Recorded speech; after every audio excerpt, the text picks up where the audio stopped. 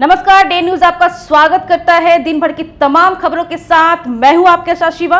लेकिन खबरों का आगाज करें उससे पहले आज की अहम सुर्खियां।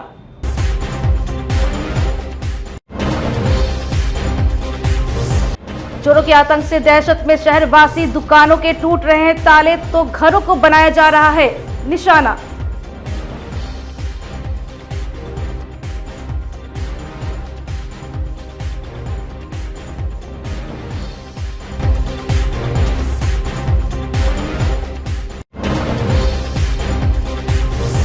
हथियार के साथ धराए 4 अपराधी, हाईवे पर देते हैं लूटपाट की घटना को अंजाम।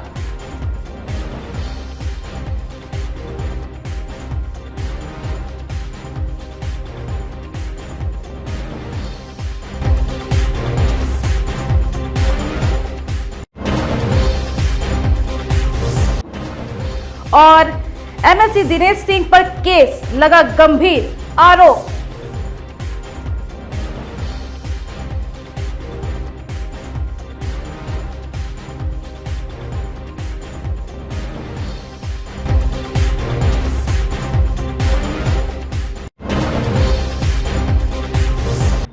तो ये थी आज की सुर्खियां और अब आइए जानते हैं खबरों को विस्तार से। शनिवार की दोपहर पक्कीसराय स्थित मदरसा इस्लामिया जामे उलूम गली में एक 50 वर्षीय व्यक्ति का शव मिलने से पूरे इलाके में सनसनी फैल गई है। शव मिलने की सूचना पर मौके पर काफी भीड़ जुट गई। मृतक की पहचान नहीं हो पाई है। स्थानीय लोगों के मुताबिक मृत व्यक्ति का मानसिक स्थिति ठीक नहीं था। मौके पर पहुंची नगर थाने की पुलिस ने शव को अपने कब्जे में लेकर पोस्टमार्टम के लिए एसकेएमसीएच भेज दिया है। सूचना मिली थी यहाँ पे कि एक अज्ञात व्यक्ति का शव ये मदरसे के पास पड़ा हुआ है, जिसके संदर्भ में आके जांच किए तो जांच के क्रम में किसी अज्ञात बीमारी के कारण इनका मृत्यु होना प्रतीत होता है। गवाहों के द्वारा ये बताया गया है, जिसकी मृत्यु समीक्षा रिपोर्ट और डेड बॉडी चालान के साथ हमने इनके शव को पोस्टमार्टम के लिए एसकेएमसीएच मुजफ्फरपुर अपने सिपाही के साथ भेज रहे हैं और आगे की कार्रवाई हम पोस्टमार्टम रिपोर्ट आने के बाद करेंगे। पहचान हुई है? मृतक की पहचान अज्ञात व्यक्ति के रूप में हुई है। लोग बोलते हैं कि ऐसे ही निश्चित तरीके से घूमते फिरते रहता था, पर कोई स्पष्ट पहचान नहीं बताया। वो खबर किया गया कि आपके मोहल्ला में एक लाश पड़ा हुआ है जो कि मृत है पड़ा हुआ। आके देखिए तो हम आए यहाँ पर, तुरंत आए देखे। उसके बाद प्रशासन को खबर किए तो उसका शिनाख्त नहीं हो पाया, चूँकि उसको कोई जानता ही नहीं, सिर्फ इधर उधर घूमता था, पागल टाइप का है, थोड़ा सा मंदबुद्धि था। पुलिस ले गई? हाँ, पुलिस अभी ले गई। तो आइए जानते हैं आज की दूसरी खबर। नेशनल हाईवे पर कई लोग जान जोखिम में डालकर उल्टा साइड से वाहन लेकर आते जाते हैं, जिस वजह से अक्सर मुजफ्फरपुर दरभंगा NH 57 पर सड़क दुर्घटना की घटनाएं होती रहती हैं। वहीं ताजा मामला गायघाट थाना अंतर्गत बेनीबाद ओबी क्षेत्र का है, जहां केवटसा चौक के समीप NH 57 पर उल्टा साइड से आ रही एक ट्रैक्टर को कंटेनर ने टक्कर मार दी। टक्कर इतनी जोरदार थी कि ट्रैक्टर के परखच्चे उड़ गए। इस दुर्घटना में एक व्यक्ति की मौत मौके पर ही हो गई। बताया गया मृत व्यक्ति लकड़ी व्यापारी था, जिसकी पहचान दरभंगा जिले के मोरो निवासी भोला राय के रूप में हुई है। वहीं सूचना पर पहुंची पुलिस ने शव को कब्जे में लेकर परिजनों को सूचना दी। परिजन के पहुंचने के बाद NH 57 पर पल भर के लिए जाम की स्थिति बन गई, लेकिन पुलिस ने परिजनों को लोगों को समझा बुझाकर मामला शांत करवाया। बेनीबाद ओपी SI सुरेंद्र राम ने बताया कि दुर्घटना के बाद ट्रैक्टर और कंटेनर का चालक मौके से फरार हो गया। मृतक व्यक्ति लकड़ी व्यापारी था। ट्रैक्टर पर जलावन का लकड़ी लोड है। ट्रैक्टर चालक उल्टा साइड से जा रहा था, जिस वजह से यह दुर्घटना हुई है। यही है कि रॉन्ग साइड से ट्रैक्टर पे लकड़ी लोड आ रहा था, कंटेनर उसी में ठोकर लगेगी, उसी में हुआ है। किसकी मौत हुई है? चालक की और कोई? लकड़ी व्यापारी का। अच्छा, कहाँ का है वो? मोरो का भोला रहा है नाम व्यापारी का, वही हुआ। और ड्राइवर ट्रक भाग गया। तो ट्रक जो है सो ट्रक भी भाग गया? ट्रक है, कंटेनर नहीं है। तो अब खबर चोरों की चोरी की। मुजफ्फरपुर में चोरों का हौसला बुलंद है। प्रतिदिन चोरों के द्वारा मकान या दुकान को निशाना बनाया जा रहा है, लेकिन पुलिस कार्रवाई के नाम पर सिर्फ खाना पूर्ति की जा रही है। बेखौफ चोरों ने शुक्रवार की रात बालूघाट रोड नंबर 3 निवासी शिक्षक पंकज झा के घर से करीबन 7 लाख रुपए कीमत की ज्वेलरी पर हाथ साफ कर दिया। हैरानी की बात तो यह है कि घटना के वक्त पंकज का पूरा परिवार घर में ही मौजूद था, लेकिन किसी को चोरों की भनक तक नहीं लगी। घटना के बाद पंकज और उसकी पत्नी का रो रो कर बुरा हाल है। इस मामले में पंकज झा ने अज्ञात चोरों के खिलाफ सिकंदरपुर ओपी थाने में मामला दर्ज करवाया है। फिलहाल आसपास के इलाकों में लगे सीसीटीवी कैमरे के माध्यम से पुलिस चोरों का पता लगाने में जुट गई है। जैसे हुआ क्या, 1 बजे के आसपास हम लोग जगे हुए, 1 बजे तक बउआ खेल रहे थे और मतलब हम थोड़ा मतलब लग रहा था जैसे नींद आ जाएगा, स्कूल सुबह सवेरे जाना पड़ता है। तो बउआ को हल्का सा डराया कि तुम सो जाओ नहीं तो हम सो जाएंगे। इसको मतलब डराने के संदर्भ में हम हल्का सा आंख बंद किए और नींद आ गया हमारा, और ये भी कब सो गई, धोखा से गेट खुला हुआ रह गया और मेन गेट बाहर है, जबकि मेन गेट को तोड़ के जो है आया। और यहाँ के 2:25 में जब हमारी पत्नी चूँकि बीमार थी तो पहले सो गई थी, तो वो आँख खुला तो मुझे बताया कि आपका सर टूट भीगा हुआ है। उठ के देखे तो अलमीरा खुला हुआ था, सारा खुला, इस सब में सारा कागज़ वगैरह। जब थाना आया है तो सब कुछ दिखा दिए हैं और फिर वो लोग कहे कि इसको समेट लीजिए, तो हम समेट के हटा दिए। क्या नुकसान? लगभग मेरा अपना मानना है, डिटेल में कहें या अप्रॉक्स बता दीजिए। 6.5 से 7 लाख के आसपास में जेवर होगा। मोबाइल छोड़ के केवल माँ का लेके पत्नी का, ये जेवर का केवल मेरा अपना अनुमान है, लगभग इतना हो जाए। पुलिस का क्या सहयोग मिला? देखिए पुलिस अभी तक तो स्टार्टिंग है, हमको मतलब आए थे वो लोग, कहे थाना पर गए, नाका पर, वहाँ बोले लिख के दीजिए आवेदन देकर हम आए हैं। पुनः हमको शाम में बुलाया गया है।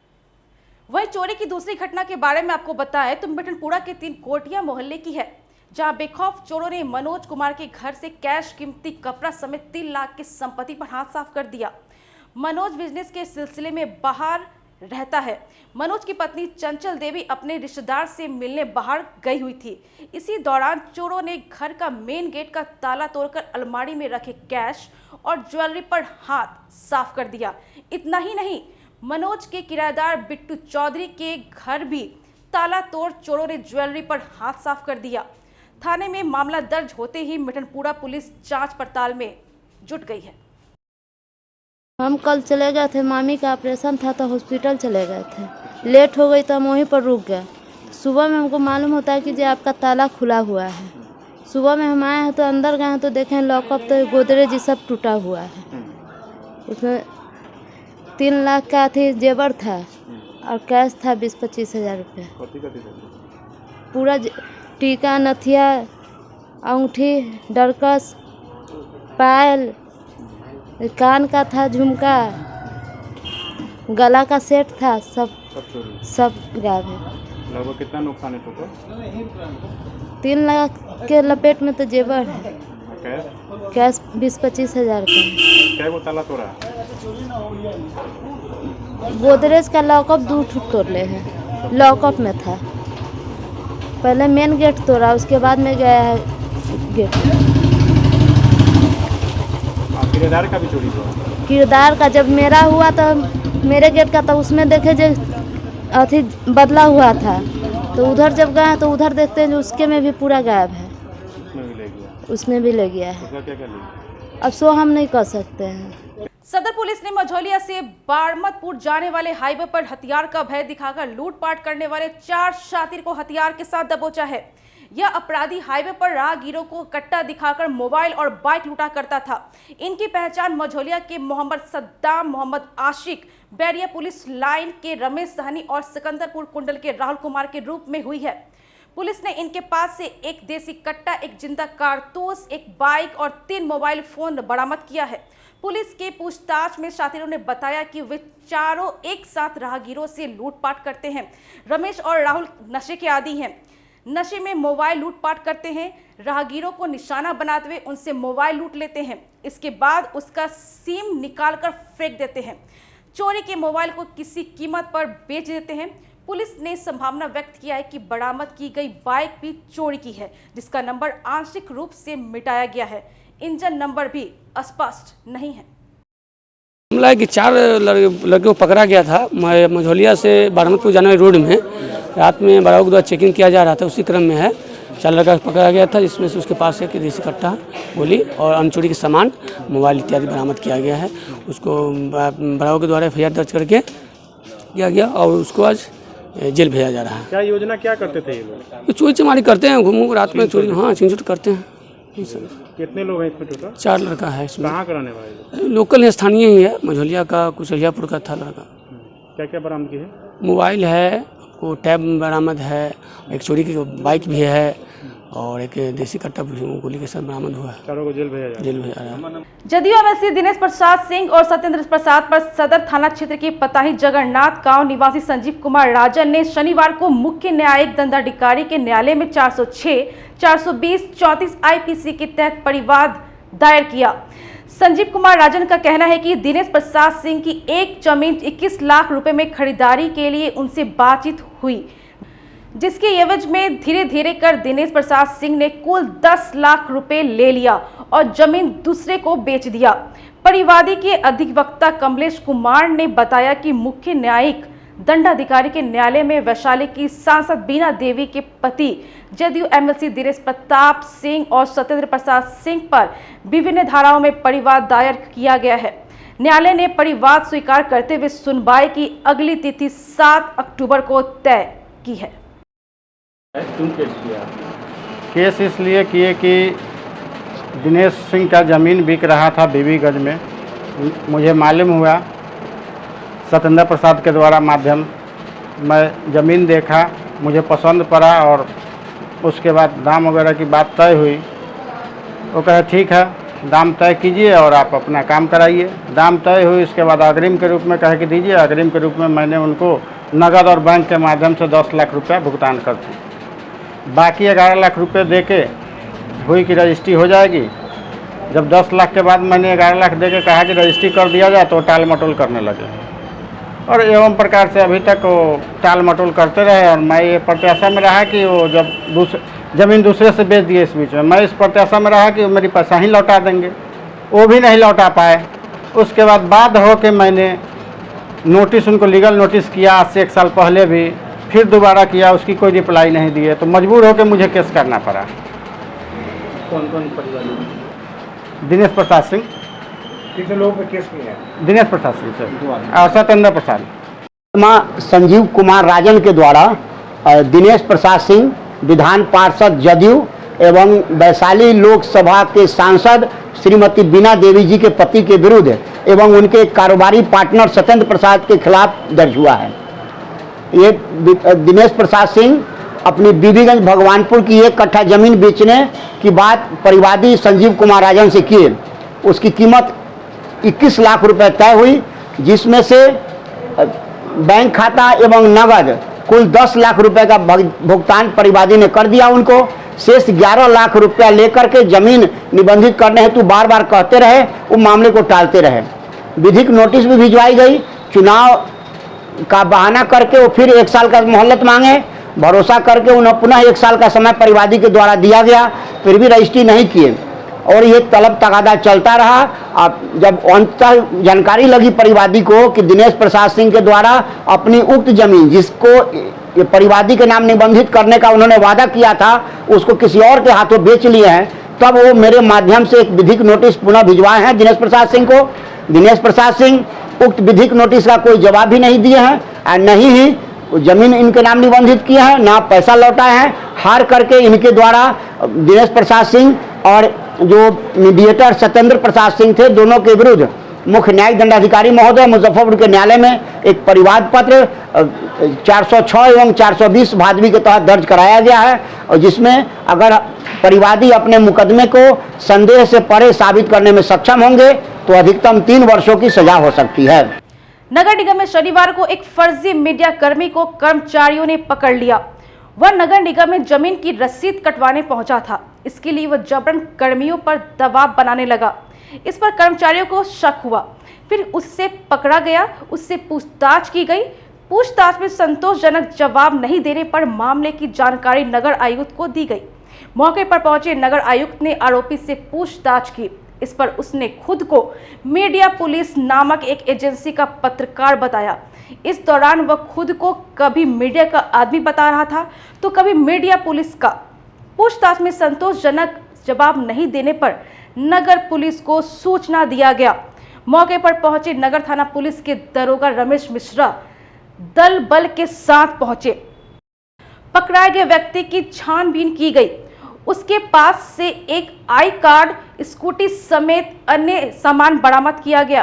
पुलिस उसकी सत्यापन करने में जुटी है। बताया जा रहा है कि उक्त पत्रकार बोचहां थाना क्षेत्र के कहारा गांव का रहने वाला है। आपको बता दें कि खुद को पत्रकार बताते हुए आरोपित व्यक्ति जमीन की रसीद कटवाने के नाम पर कर्मचारी वो तहसीलदार के पास पहुंचा। इस दौरान वह जबरन रसीद कटवाने के बाद कहने लगा। कर्मचारियों द्वारा विरोध करने पर खुद को पत्रकार बताया, फिर देख लेने की धमकी देने लगा। यानी हमारे अभी तहसीलदार खाना में जहाँ हमारा टैक्स कलेक्टर लोग पैसा नगर निगम का वसूलते हैं, वहाँ पर एक आदमी बताया जो हम मीडिया पुलिस के आदमी हैं, और वो अपना कागज़ दिखा करके कुछ कर्मचारियों को अपना कार्ड दिखा के भय बता रहा था। कर्मचारी ने फ़ोन किया नगराज साहब को, नगराज साहब स्वयं वहाँ पहुँच गए थे। फिर हम लोग पहुँचे हैं, वो कोई संतोषजनक जवाब नहीं दे रहा है। कोई उसके एजेंसी का नाम बताया, बोला कि मैं किसी एजेंसी का आदमी हूँ, लेकिन भारत सरकार मीडिया पुलिस लिखा है। तो हम लोगों ने टाउन थाना इंस्पेक्टर साहब को बोला कि उनको हैंडओवर करिए, जांच पड़ताल करके देख लीजिए क्या सत्य है। क्या मीडिया कर्मी में दबाव बनाने की कोशिश कर रहे थे? हाँ, हमारे तहसीलदार लोग हैं, रेवेन्यू के लोग हैं, उन पर दबाव बना रहा था। तो उनको हम लोग टाउन थाना साहब को बुलवा के उनको हैंडओवर कर रहे हैं। वो जाँच पड़ताल कर लें, जैसा उचित समझेंगे करेंगे। क्या लिखित शिकायत नगर निगम की ओर से की जाएगी? हाँ, हम लिखित करके उनको भेज रहे हैं। साहब सूचना दिए जो नगर आयुक्त कार्यालय में फर्जी मीडिया वाला पकड़ाया है, उसको जाके पकड़ के लाए। हमने यहाँ पर आए तो यहाँ कर्मचारी पकड़ के दिए। उपेंद्र सिंह है, बोचहा थाना का रहने वाले, उसको पकड़ के थाने पर ले जा रहा है। चैनल का नाम वगैरह बताया? वो चैनल मीडिया लिखा वाला मीडिया पुलिस समाचार लिखा हुआ है। इसमें आगे क्या कार्रवाई? वो इंस्पेक्टर साहब जाने थाने पर आगे कार्रवाई की है। सब कुछ जांच पड़ताल करने के बाद पुलिस निरीक्षक सब थाना। बिहार के पूर्व मुख्यमंत्री जीतनराम मांझी के दिए गए बयान को लेकर बवाल थमने का नाम नहीं ले रहा है। बता दें कि बीते दिनों जीतनराम मांझी ने अपने एक बयान में भगवान राम को काल्पनिक कहा था, जिसके बाद विपक्ष से लेकर उनके सहयोगी दल के कई नेताओं ने उस पर विरोध भी जताया था। वहीं आज टिप्पणी के विरोध में बिहार हिंदू पुत्र संगठन के द्वारा पूर्व सीएम पर तीखा हमला बोला गया। प्रदेश संरक्षक गुड्डू प्रधान ने स्पष्ट रूप से कहा कि यह बयान हिंदुओं के धर्म और संस्कृति सहित मान्यताओं पर सीधा हमला है, जिसको लेकर पूर्व सीएम को माफी मांगनी चाहिए, अन्यथा उनका संगठन देश भर में उग्र आंदोलन करेगा।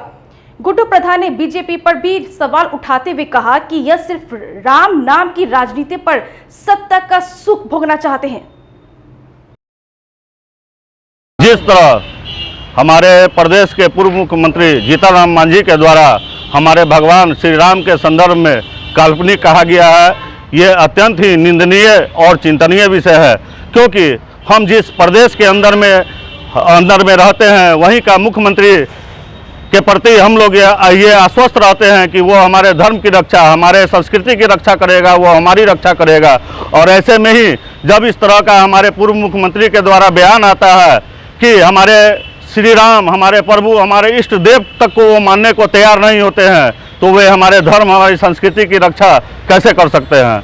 और दूसरी ओर भाजपा वालों से मेरा ये सवाल होगा कि जिस तरह ये हमारे उनके जो सहयोगी दल हैं, उनके संगठन के लोग हैं, वे ही श्री राम के बारे में इस तरह की आवाज़ बुलंद कर रहे हैं, फिर भी वे उनके साथ सत्ता में, सरकार में पूर्ण रूप से डटे हुए हैं। इसका तो ये साफ मतलब निकलता है कि वो भगवान श्री राम का नाम का व्यापार कर वो सिर्फ सत्ता का सुख भोगना चाहते हैं। मेरा ये प्रश्न होगा बीजेपी वालों से, और मैं ये जीतनराम मांझी जी को ये स्पष्ट रूप से चेतावनी देना चाहता हूँ कि अगर वे इस कुकथन के लिए अगर वे माफ़ी नहीं मांगते हैं, जिससे हमारा लाखों हिंदुओं के भावनाओं को ठेस पहुँचा है, तो हमारा हिंदू पुत्र संगठन पूरे बिहार ही नहीं पूरे देश में उग्र आंदोलन करने का कार्य करेगा।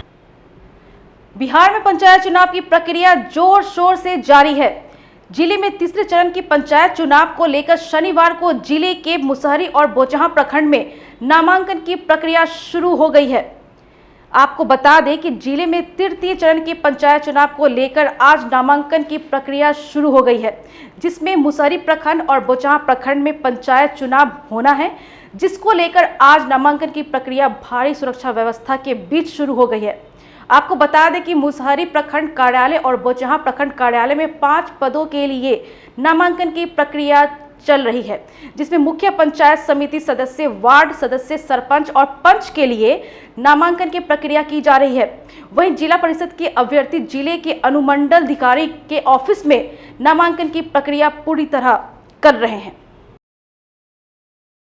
किस पद पर नॉमिनेशन किया है? ये मुखिया प्रत्याशी कौन सा पंचायत से? मधुबनी पंचायत। क्या नाम हुआ आपका? संजीव कुमार। इस बार जो है पंचायत में क्या एजेंडा रहेगा आपका, मुद्दा क्या रहेगा?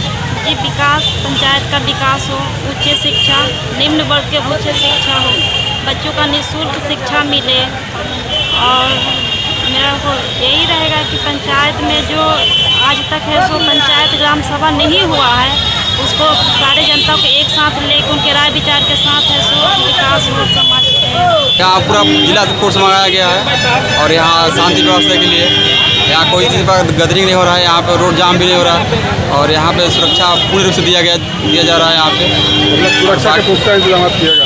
जी। जिले में तंबाकू के नियंत्रण को लेकर जिला पदाधिकारी द्वारा गठित छापामार दस्ते को तंबाकू नियंत्रण के गुर सिखाने के लिए राज्य सरकार की तकनीकी सहयोगी संस्थान socio economic and educational development society और जिला तंबाकू नियंत्रण कोषांग के द्वारा संयुक्त रूप से उप विकास आयुक्त आशुतोष द्विवेदी की अध्यक्षता में समाहरणालय सभागार में उन्मुखीकरण सह प्रशिक्षण कार्यशाला आयोजित की गई। उप विकास आयुक्त ने बताया कि तंबाकू के दुष्परिणामों से बच्चों और अवयस्कों को बचाना बहुत आवश्यक है। उन्होंने जिला शिक्षा पदाधिकारी को निर्देश दिया कि स्कूल में इस कार्यक्रम का संचालन किया जाए। उन्होंने सभी संबंधित पदाधिकारियों को अपने कार्य क्षेत्रों में कोटपा 2003 के विभिन्न धाराओं अनुपालन अनुसूचित करने का निर्देश दिया है। देखिए, राष्ट्रीय तंबाकू नियंत्रण कार्यक्रम के तहत आज समाहरणालय सभा कक्ष में एक महत्वपूर्ण बैठक का आयोजन किया गया। डीडीसी की अध्यक्षता में यह बैठक हुई। बैठक में मुख्य रूप से ये कार्यशाला सह प्रशिक्षण कार्यक्रम था, जिसमें विभिन्न विभागों के सभी वरीय पदाधिकारी उपस्थित थे। स्पेशली स्वास्थ्य विभाग और जो भाभा कैंसर संस्थान मुजफ्फरपुर है, उनके भी डॉक्टरों यहाँ पर उपस्थित थे। बैठक में मुख्य रूप से लोगों को प्रशिक्षित किया गया और ये जानकारी उपलब्ध कराई गई कि तंबाकू के उपयोग से क्या क्या हानियां हैं और इसे कैसे रोका जा सकता है। उप विकास आयुक्त ने इस मौके पर कहा है कि इसके लिए जो इन्फोर्समेंट है, जो छापेमारी दल के माध्यम से लगातार इस पर छापामारी कराया जाएगा और मुजफ्फरपुर ज़िले को तंबाकू मुक्त क्षेत्र घोषित करने की दिशा में हर तरह से प्रयास किए। वैसे तो यूपीएससी का टॉपर भी इस साल बिहार का ही छात्र है। बिहार के दर्जनों छात्र इस साल यूपीएससी में सफलता प्राप्त की है। उसमें से एक छात्र मुजफ्फरपुर जिले के मोतीपुर प्रखंड के हरौना निवासी विश्वनाथ शाह का पुत्र प्रांजल प्रतीक ने 529वां रैंक लाकर पूरे जिले को गौरवान्वित किया है। प्रांजल इंजीनियरिंग और एमबीए भी किए हुए हैं। फिलहाल वो झारखंड में रह रहे हैं, लेकिन गांव हरौना में जश्न का माहौल है। परीक्षा परिणाम आने के बाद से ही लोग प्रांजल के दादा सुरेंद्र प्रसाद शाह और अन्य करीबी रिश्तेदारों को अभिनंदन करने लगे हैं। इतनी बड़ी सफलता के लिए प्रांजल अपने माता रीता, पिता विश्वनाथ प्रसाद और मामा मामी को श्रेय देते हैं। वही गांव में रह रहे उनके दादा का कहना है कि वह अपने पिता के नक्शे कदम पर गया है। शनिवार की सुबह से ही बधाई देने वालों का तांता लगा हुआ है। स्थानीय मुखिया से बताया कि खुद उनके मोबाइल पर अधिकारियों से लेकर ग्रामीणों तक फोन आ रहा है। यूपीएससी परीक्षा 2020 में मेरा रैंक 529 है। मैं हरौना गांव मोतीपुर प्रखंड मुजफ्फरपुर का ओरिजिनली रहने वाला हूं और पापा का सर्विस और मम्मी का घर रांची में है। अभी रांची से मैं बोल रहा हूं। मेरी पढ़ाई BTech Indian Institute of Space Science and Technology Thiruvananthapuram से हुई है, एवियोनिक्स इंजीनियरिंग से, और उसके बाद मैंने एमबीए किया IIM बैंगलोर से। उसके बाद मैंने जॉब भी किया 1 साल और अभी एक स्टार्टअप में हूँ एग्रीकल्चरल डोमेन में ही। और इस पूरे जो भी सक्सेस हुआ है इसका श्रेय मैं अपने मम्मी पापा, अपने बड़े मामा जी, मामी जी, अपने पूरे परिवार वालों और फ्रेंड्स को देना चाहूँगा, जिनके विशेष से ये हुआ है। आगे चल के अपने गांव के लिए, जो कि अभी भी पिछड़ा हुआ है, वहाँ काम करने का काफ़ी स्कोप है, और अपने पूरे राज्य और देश के लिए मैं आगे चल के काम करना चाहूँगा। समाज क्या, ये गांव, पंचायत, प्रखंड, सभी प्रखंड से सुबह से लगभग 100 से ज़्यादा फ़ोन जिलों से और प्रखंडों से आता रहा। हम चुनाव प्रचार में गए थे और उस पीरियड में लगातार फ़ोन आते रहा। सीओ साहब भी से भी वार्तालाप हुई, वो पूछे कि आपके कल्याणपुर भवना में कौन है, पंडित जी वगैरह बहुत सारे लोग जो है सब पूछते रहे। तो इतना भाव विभोर हुआ और इतनी खुशी हुई कि समझे कि आज के डेट में दिवाली तो बहुत बाद में आने वाली है, लेकिन लग रहा था कि जैसे आज ही हमारी दिवाली है। इस तरह की गौरवान्वित महसूस कर रहे थे। अपने आप में एक उस लड़के ने आदर्श स्थापित कर दिया और समाज को बहुत बड़ा एक संदेश दे करके गया कि आने वाला समय प्रेरणादायक होगा। बचपन से ही बहुत होनहार लड़का था, तेजस्वी था। अपने पिता की कॉपी करता था। उसके पिता भी बहुत तेजस्वी थे, बहुत होनहार थे। क्या नाम हुआ आपका? मेरा नाम सुरेंद्र प्रसाद शाह।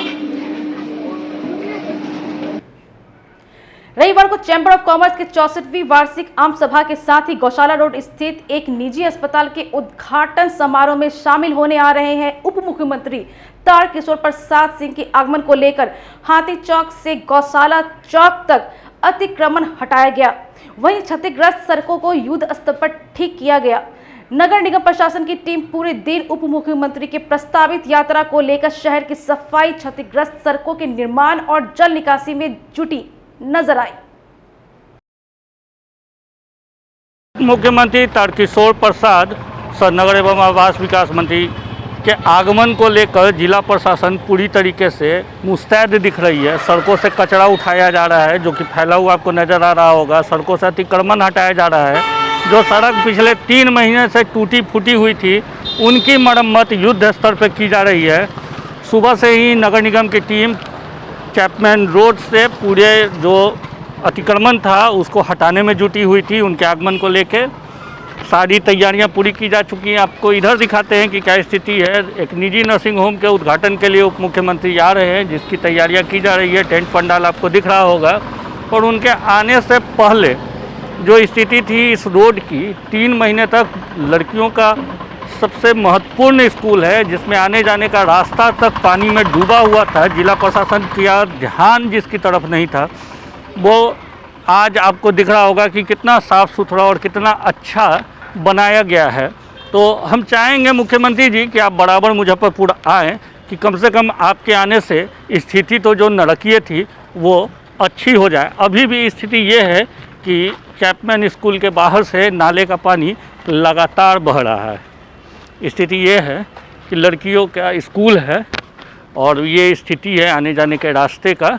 और भीतर भी आपको जल जमाव दिख रहा होगा कि जो दावा किया गया था कि मुजफ्फरपुर इस बार जलमग्न नहीं होगा, वो मुजफ्फरपुर के लोगों ने झेल कर देख लिया है कि क्या स्थिति थी यहाँ की। अभी भी नारकीय स्थिति है, पर मखमल पे टाट का पैबंद की तरह जो यहाँ पर कुछ अतिक्रमण था उसे आज पूरी तरीके से हटा दिया गया है और सफाई व्यवस्था चुस्त दुरुस्त दिखाने का प्रयास किया जा रहा है।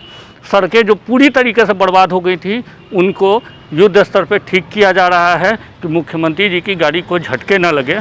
स्थिति यह है कि उन्हें लगे कि नहीं मुजफ्फरपुर बहुत अच्छा है, पर स्थिति यही है जो आप देख रहे हैं। ये है मुख्य दरवाज़ा स्कूल का और स्कूल के बाहर से नाला बह रहा है। तो शायद उप मुख्यमंत्री जब आएँ और उस निजी नर्सिंग होम का उद्घाटन करें तो उनकी नज़र इधर ना पड़े, ये भी हो सकता है। दिन न्यूज़ के लिए मैं संदीप कुमार। भारतीय जनसंघ के संस्थापक पंडित दीनदयाल उपाध्याय की 105वीं जयंती शनिवार को जिला परिषद मार्केट स्थित भाजपा जिला कार्यालय में जिला अध्यक्ष रंजन कुमार की अध्यक्षता में मनाई गई। जयंती समारोह में मुख्य अतिथि के तौर पर कवीना मंत्री राम सूरत राय, प्रदेश उपाध्यक्ष राधा मोहन शर्मा, जिला प्रभारी रमेश श्रीवास्तव, पूर्व विधायक केदार गुप्ता, पूर्व प्रदेश उपाध्यक्ष रविंद्र प्रसाद सिंह सहित सैकड़ों की संख्या में भाजपा कार्यकर्ताओं ने पुष्प अर्पित कर पंडित दीनदयाल उपाध्याय को श्रद्धा सुमन अर्पित किया। जिलाध्यक्ष रंजन कुमार सिंह ने बताया कि एकात्मक मानववाद जैसी विचारधारा और अंत्योदय की प्रणेता पंडित दीनदयाल उपाध्याय की 105वीं जयंती मनाई गई। पंडित दीनदयाल उपाध्याय के सपनों को प्रधानमंत्री नरेंद्र मोदी पूरा करते हुए देश को सशक्त बनाने लगे हुए, यही वजह है कि भाजपा हर वर्ष उनकी जयंती को व्यापक स्तर पर मनाती है। देश पंडित दीनदयाल उपाध्याय जी की 105वीं जयंती मना रहा है। पंडित दीनदयाल उपाध्याय भारत के राजनीति इतिहास के एक ऐसे प्रमुख व्यक्ति हैं जिनकी ये सोच थी कि समाज के अंतिम वर्ग तक या आर्थिक रूप से कमज़ोर लोगों तक कैसे उनका उदय हो, कैसे उनका विकास हो। गरीबों की सबसे बड़ी समस्या भूख की समस्या होती है और उन्होंने उस भूख की समस्या को दूर करने के लिए अंत्योदय योजना की परिकल्पना की थी। जिस अंत्योदय योजना को आज हमारे देश के यशस्वी प्रधानमंत्री जी ने समाज के हर वर्ग तक, हर गरीब तक, हर आर्थिक रूप से निर्धन तक पहुंचाने का काम किया है। एकात्म मानववाद का जो उद्देश्य लेकर पंडित दीनदयाल उपाध्याय जी चले थे, उस एकात्म मानववाद को प्रधानमंत्री जी ने चिरार्थ करने का काम किया है। ये उनको सच्ची श्रद्धांजलि है। आज पूरा देश लगभग 10 लाख से अधिक बूथों पर राष्ट्रीय स्तर पर उनकी जयंती मनाई जा रही है। हमारे जिला में भी 1800 से अधिक बूथों पर ये कार्यक्रम मनाया गया है। वहाँ वक्ता गए हैं जो किस प्रकार से हमारे देश के प्रधानमंत्री जी ने पंडित दीनदयाल उपाध्याय की परिकल्पना को पूरा किया है, ये बताने का काम किया है।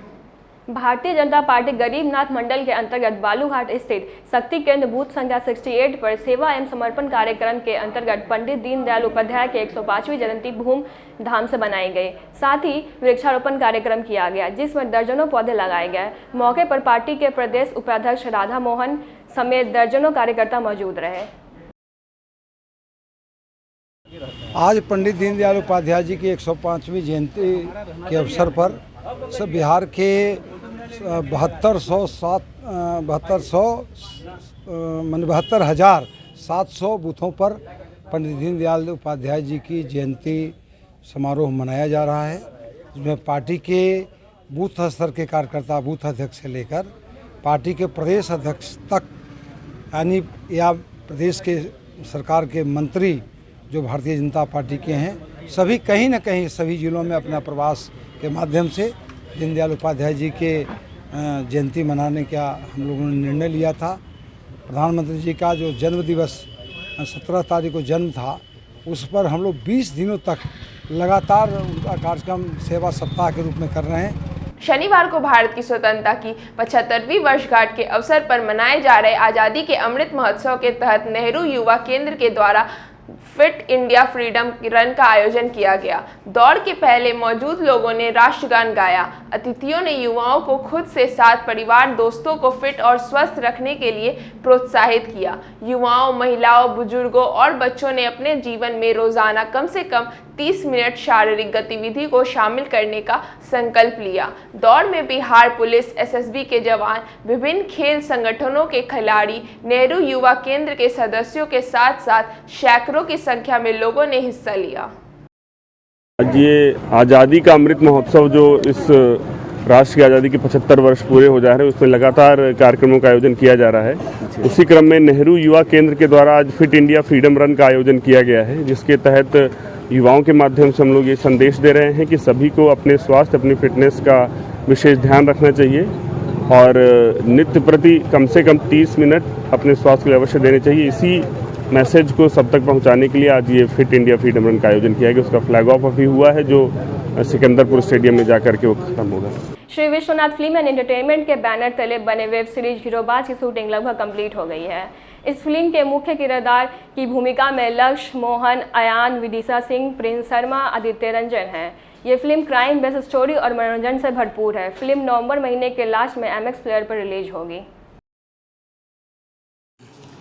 पम्मी की कमसिन कमर पम्मी की पतली कमर, पम्मी की सॉलिड फिगर, पम्मी की कातिल नजर, पम्मी का एक टच है काफी मेरे सोना, जन्नत दिखा डालेगी।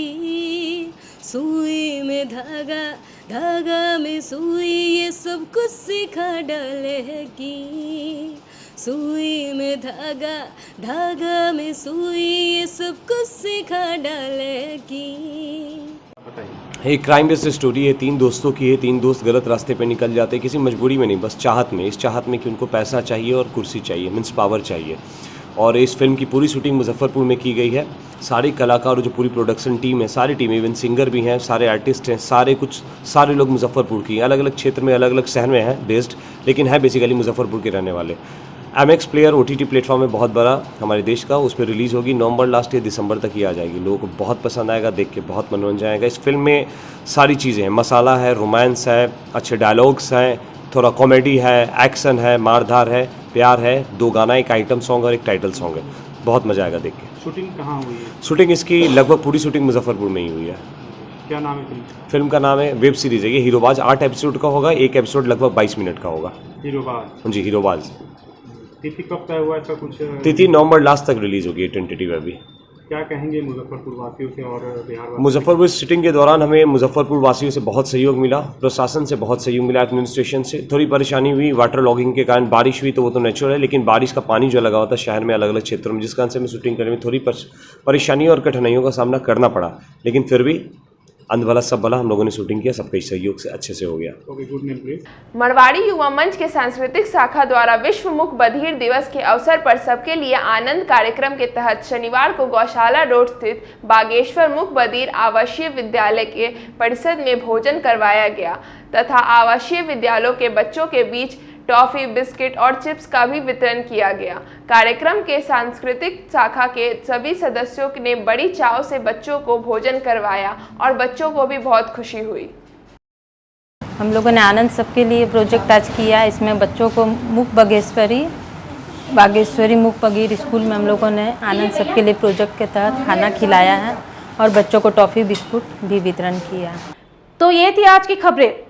कल फिर उपस्थित होंगे शहर के हर गली मोहल्ले की कोने कोने खबरों के साथ। तब तक मुझे और मेरे न्यूज़ टीम को दी इजाज़त। नमस्कार।